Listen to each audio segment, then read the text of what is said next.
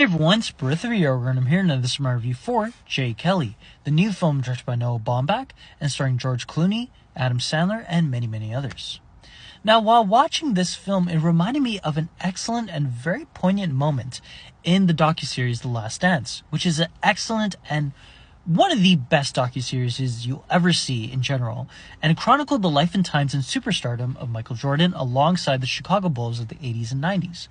And while watching and pretty much learning about the story of this film while watching it, I was thinking of that poignant moment in The Last Dance where Michael Jordan starts tearing up and getting a little bit choked up about how he was perceived as an individual.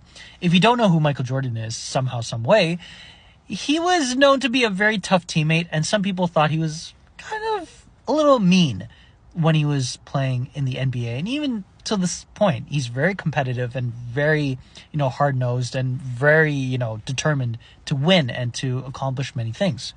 So he probably heard the other interviews, and at that point in the docuseries, we see that, the Bulls have been super successful. He's won all these MVPs, all these trophies, made millions of dollars with the shoes and his brand and everything.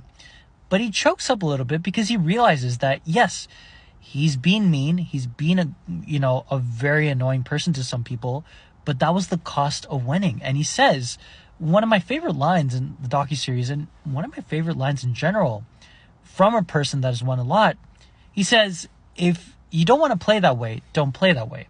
And it's a very deep line because, again, the cost of winning and the cost of getting all of that fame, fortune, and success costed him personal relationships with people, costed him, personal time. There's a lot of moments in the docuseries where he's alone in the hotel, kind of living a sad life.